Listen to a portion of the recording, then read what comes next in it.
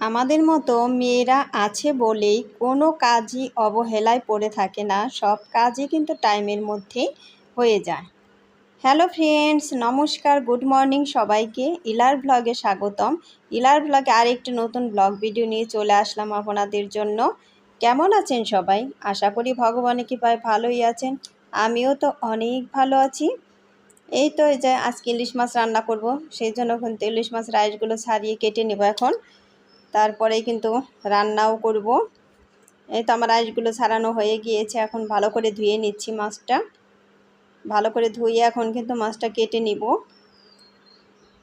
আমি কিন্তু সকালেই এই কাজটা করছি, কারণ সকাল সকালে এই সব কাজ না করলে কিন্তু দেরি হয়ে যায়, পিছিয়ে পড়তে হয় সব কাজে। এই তো মাছগুলো এখন আমি ভেজে নিচ্ছি। এই মাছ কিন্তু আমি বেশি ভাজবো না, কারণ ইলিশ মাছ বেশি ভাজলে কিন্তু খেতে ভালো লাগে না। আর আমাদের জন্য সকালে পান্তা ভাত আছে, ওই পান্তা ভাত খাওয়ার জন্য কিন্তু 2 পিস মাছ ভেজে নিব আমাদের দুইজনের জন্য, তাই কিন্তু হয়ে যাবে। আর তরকারিটা একটু পরে রান্না করব, কারণ অন্য কাজ আছে, ওই কাজ করে নিব আগে। কারণ এই মাছটা আমি কালকে রাতে ফ্রিজে থেকে বের করে রেখেছিলাম, সেই জন্যই কিন্তু আগে ভেজে নিচ্ছি তাড়াতাড়ি করে, যাতে নষ্ট না হয়ে যায়। এই তো মাছটা কিন্তু দারুণ তেলও উঠছে, পিসগুলোও কিন্তু দারুণ দেখতে সুন্দর লাগছে, তাই না? আর ইলিশ মাছের সেন্ট এত সুন্দর, এই ভাজার সময় আমার কিন্তু খেতে ইচ্ছে করছে। এই তো আমার মাছগুলো কিন্তু ভাজা হয়ে গিয়েছে, এখন উঠিয়ে নিচ্ছি, কারণ এই মাছ তো বেশি ভাজার দরকার নেই বললেই চলে। আর এই মাছ তো না ভাজলেও হয়, তারপরেও কিন্তু আমি ভেজে নিলাম। এই তো ওই মাছটা রেখে দিলাম, এই মাছটা ভেজে নিব, আর একটা হলো লেজা ভেজে নিব। এগুলোতেই কিন্তু পান্তা ভাত খাওয়া হয়ে যাবে। বন্ধুরা, একটা লাইক দিয়ে আমার ভিডিওটি কন্টিনিউ করবেন। আপনাদের একটা লাইক আমার ভিডিওটিকে এগিয়ে যেতে সাহায্য করবে। আর ভিডিওটি স্কিপ না করে পুরোটাই দেখবেন, আশা করি ভগবানের কৃপায় অনেক ভালোই লাগবে। আর আমার চ্যানেলে নতুন হয়ে থাকলে একটা সাবস্ক্রাইব করে পাশে থাকা বেল আইকনে ক্লিক করে দিবেন, তাই নোটিফিকেশন চলে যাবে সবার আগে আপনার কাছে। আর ভিডিওটি যদি একটুকু কোনো অংশে ভালো লেগে থাকে, তাহলে বন্ধু হয়ে আমার সাথে থেকে যেতে পারেন, আর বন্ধুদের মাঝে শেয়ার করে দিবেন ভিডিওটি। এই তো মাছগুলো ভাজা হয়ে গিয়েছে, আর এই যে লেজাটা আমার জন্য ভেজে নিলাম, কারণ লেজা তরকারিতে খেতে ভালো লাগে না, ভাজলে পরে আবার আমার ভালোই লাগে। এই তো এই মাছও কিন্তু আমার ভাজা হয়ে গিয়েছে, এখন এই যে উঠিয়ে নিলাম। এই দুইজনের জন্য 2 পিস, হাজব্যান্ডের জন্য 1 পিস, আর আমার জন্য এই লেজাটা। এখন এই যে মাছের তেলও কিন্তু একটু উঠিয়ে নেব। এই তো তারপরে কিন্তু আমরা পান্তা ভাত দিয়ে খেয়ে নিব। এখন আবার এই কড়াইটা নামিয়ে কিন্তু আমি ডালও বসিয়ে দিয়েছি, এই যে মসুরের ডাল। অনেক দিন ধরে কিন্তু মসুরের ডাল খাওয়া হয় না। এই তো কাঁচা পেঁয়াজ, তারপরে রসুন, কাঁচামরিচ, এগুলো কিন্তু দিয়ে দিলাম। এখন আস্তে আস্তে জাল হতে থাক। আমরা সকালের ব্রেকফাস্টটা করে নিব এখন।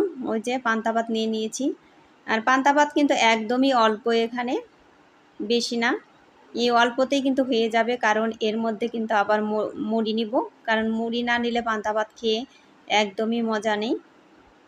আর পান্তা ভাতটা এতটাই মজা হয়েছিল, ইলিশ মাছ আছে যেহেতু, সেহেতু তো মজা হবেই, তাই না? এই তো এই পটল দিয়ে কিন্তু ইলিশ মাছ কখনোই খাই নাই, আলু পটল দিয়ে, সেজন্য আজকে ভাবলাম যে এমনিতে বেগুন দিয়ে সব কিছু দিয়েই খাওয়া হয়ে গিয়েছে, আজকে খেয়ে দেখি তো আলু আর পটল দিয়ে। তার জন্য আমি পটলগুলো ভালো করে ভেজে নিচ্ছি, ভেজে তারপরে কিন্তু উঠিয়ে রাখবো। আমি যে মাছ যখন দেব তখন কিন্তু তরকারিতেই পটলগুলো দিয়ে দিব। সকাল আগে ঘুম থেকে উঠেই কিন্তু সকালের বাসি কাজ বাজ যা আছে সব কিছু করে আসছি, করে তারপরেই কিন্তু সকালের রান্নাটা করতে আসছি, তা না হলে তো হবে না, কারণ সকালের বাসি কাজ বাজ তো করতেই হবে। এই তো পটলগুলো ভাজা হয়ে গিয়েছে, উঠিয়ে নিলাম।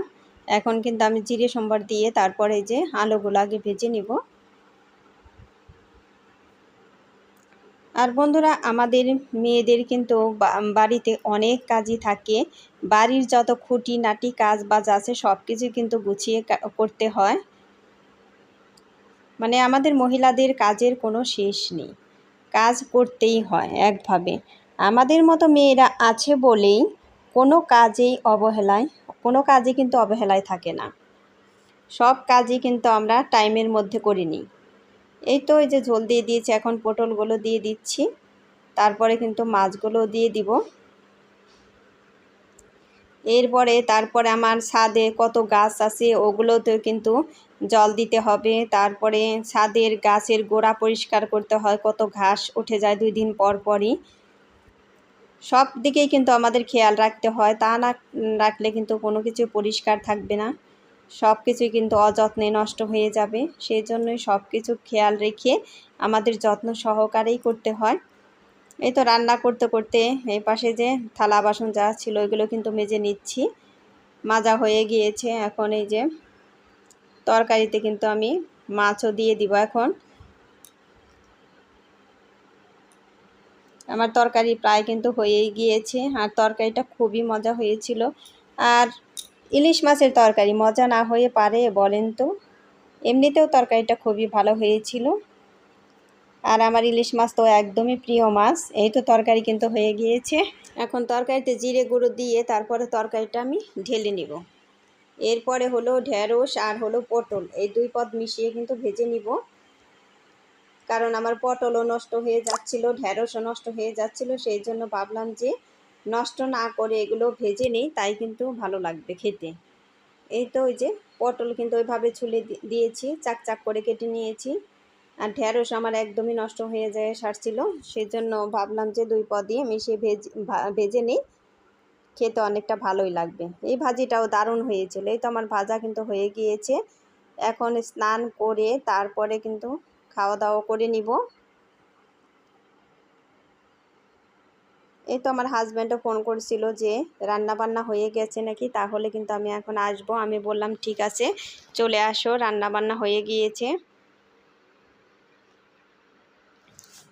এই তো এই ভাজাটাও দারুণ টেস্টি হয়েছিল, এই যে পটল আর ঢেঁড়স মিশিয়ে। এই তো এরপরে কিন্তু আবার এই যে এগুলো রয়েছে, এই যে মশলাদানি, এগুলো আমি ভালো করে ভিমবার দিয়ে আগে পরিষ্কার করে নিয়েছি। এখন এই যে খালি পরিষ্কার জল দিয়ে কিন্তু ধুয়ে নিচ্ছি। সবগুলো কিন্তু এক সাইজের কৌটা, এগুলো একদমই পরিষ্কার হয়ে গিয়েছে। ওই যে এখন কিন্তু আমি একটা পরিষ্কার টাওয়েল দিয়ে এগুলো মুছে নিব ভালো করে, যাতে গায়ে একদমই জল না থাকে। এই তো এখন ভালো করে মুছে একদম শুকনো শুকনো করেই কিন্তু নেব। শুকনো শুকনো করে মুছে নিলে তাই জাগার জিনিস জাগায় কিন্তু রেখে দেওয়া যাবে। আর এগুলো যদি আমি রোদে দিয়ে শুকাই না, ভিতর থেকে একদম ঘেমে যাবে। সেই জন্য কিন্তু রোদেও দেওয়া যাবে না, কারণ ভিতরে যেহেতু মশলা গুঁড়ো টুড়ো রয়েছে, ঘেমে গেলে কিন্তু সব ভিজে দলা দলা হয়ে যাবে। আর ভিতরে কিন্তু একদমই জল যেতে দিই নেই, মুখা একদম ভালো করে আটকিয়ে তারপরে কিন্তু ওগুলো পরিষ্কার করে নিলাম। আর এই যে মশলাদানির বক্সটা, এটা আমি রোদ্রে দিয়ে দিব যাতে তাড়াতাড়ি শুকায়ে যায়, তারপরে এর মধ্যে আমি গুছিয়ে রাখতে পারি। এখন এই যে সব জায়গায় কিন্তু একদম ভালো করে পরিষ্কার করে নিয়েছি। এখন এই যে শুকনা টাওয়েল দিয়ে আমি ভালো করে মুছে নিচ্ছি সব জায়গা, কারণ সব জায়গা সবসময় কিন্তু পরিষ্কার করার সময় হয়ে ওঠে না, কারণ অন্য কাজও তো থাকে। সেই জন্য সব জায়গা একদিনেই সব দিন পরিষ্কার করা হয় না, একদিন এক জায়গা যদি পরিষ্কার করা হয় তাহলে কিন্তু সব জায়গায় একদম পরিষ্কার থাকবে। এই তো এই যে চুলাও কিন্তু আমি একদমই ক্লিন করে নিয়েছি আগেই। এখন এই যে শুকনো টাওয়েল দিয়ে ভালো করে পরিষ্কার করে নিলাম। একদমই দেখেন ঝকঝকে চকচকে হয়ে গিয়েছে চুলা। এই তো তারপরে দেখেন আমার রান্না বান্না কেমন হলো। যাই হোক, ভিডিওটি ভালো লাগলে আপনারা লাইক কমেন্ট শেয়ার করে দিবেন। আবারও বললাম, এই তো এই যে মসুরির ডাল তরকারি সব কিছুই কিন্তু কালার সুন্দর হয়েছে এবং খেতেও দারুণ টেস্টি হয়েছে। আর এখন এই যে রাত 8:30 বাজে, আমি কিন্তু জল দিতে আসছি, কারণ বিকেলে একদমই জল দেওয়া যায় না, এতটাই গরম থাকে। আর জল ওঠায় তো খুবই কষ্ট, টাঙ্কিতে জল ভরতে অনেকটাই সময় লাগে, 4-5 ঘন্টা সময় লাগে। তাহলেও করার কিছু নাই, কারণ নিচে জলের লেয়ারটা অনেক নিচে চলে গেছে, সেই জন্য কিন্তু জলটা ওঠাতে অনেক কষ্ট হয়। বারবার মোটরে হাওয়া বের করতে হয়, তারপরে কিন্তু জল উঠাইতে হয়। আমি তো পারি না, ওই আমার হাজব্যান্ড বাড়িতে না থাকলে কিন্তু মোটর চালাইতেই পারি না।